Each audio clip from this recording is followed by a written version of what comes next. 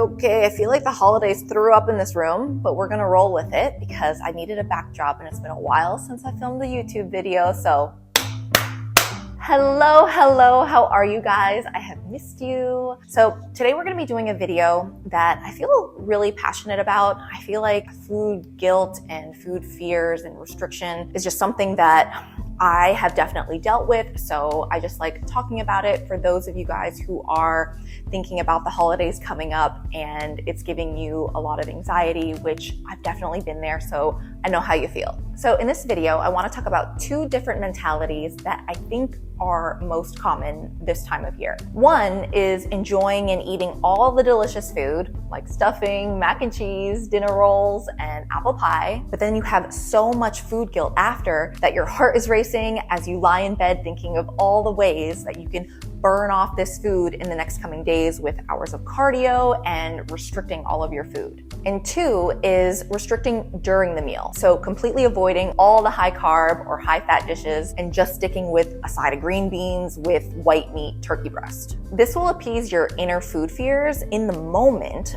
but you basically miss out on all the delicious food made only once a year. Both scenarios suck. So first, let's talk about eating and enjoying yourself, but then feeling like you have this post-meal food guilt. So when I was thinking about making this video, one point that I really wanted to drive home was that the anxiety after one large meal is kind of completely unwarranted because a single meal will only cause just a ton of water retention, and any weight gain that you experience, it'll almost predominantly be because of the food still in your stomach. So it's just food volume. So a lot of people think that after a big Thanksgiving dinner that you'll gain 5 to 10 pounds. But like I said, it's mostly just food that's still in your body and all the water retention from lots of carbs and lots of sodium. So I'm not sure if you know this, but for every gram of carb that you eat and your body keeps as energy, an additional 3 to 4 grams of water is stored to help store the glycogen. So when people talk about water retention, and when I just mentioned it,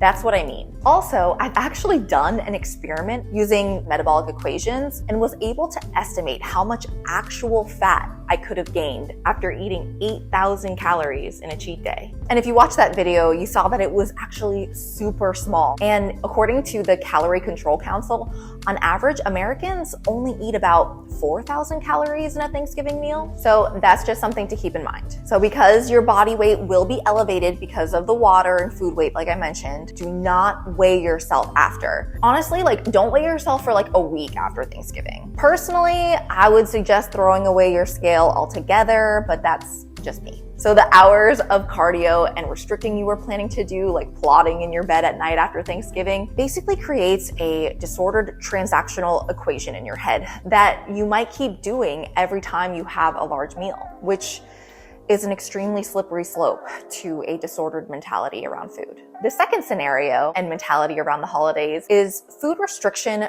during the actual meal. Maybe all the high calorie foods laid out on the table in front of you are all on your list of fear foods. So you're looking at the food in front of you and it's giving you all this anxiety, so you just stick to the safe food. You stick to protein and you stick to the veggies. So no stuffing, no mashed potatoes, no Aunt Martha's famous pumpkin pie. In this scenario, you don't feel that post-meal food guilt, but you feel sad and anxious because you missed out on all the delicious food you wish you could have had, and you miss out on the joy of enjoying that food with loved ones. And in this scenario, instead of laying in bed plotting how to burn off food, you're laying in bed still hungry, unsatisfied, and might even sneak out of bed to eat leftover pie in secret, eating giant spoonfuls straight out of the pie tin, or binge on an entire plate of holiday cookies when you could have just had one or two at dinner. And then you just have a bunch of food guilt anyways. Or if you don't sneak out and eat, you never get over your food fears and you continue down the path of food restriction and a poor relationship with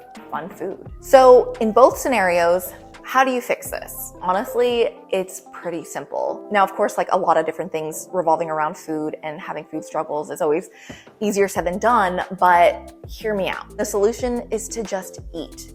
Eat, enjoy yourself, be mindful while you're eating and pay attention to your satiety cues, but enjoy everything that looks good to you. The next day, continue as normal. Eat some leftovers, exercise as normal, continue your normal eating pattern, and just live life as normal. And that way you can live stress-free, knowing you enjoyed yourself and can just move on. Or you can work yourself into a frenzy of restriction and a ton of cardio, and then have a crazy compulsion that makes you feel that you have to do this every single time that you have a big meal or anything fun to eat. The former is food freedom and no disordered repercussions, and the latter can create a poor relationship with food that continues forever. It's a very dangerous trap that I've been caught in before, and it's not fun, very difficult to get out of, and easily avoided by just continuing as normal. Please don't go down that slippery slope of a disordered mentality around food. Food and exercise and food and restriction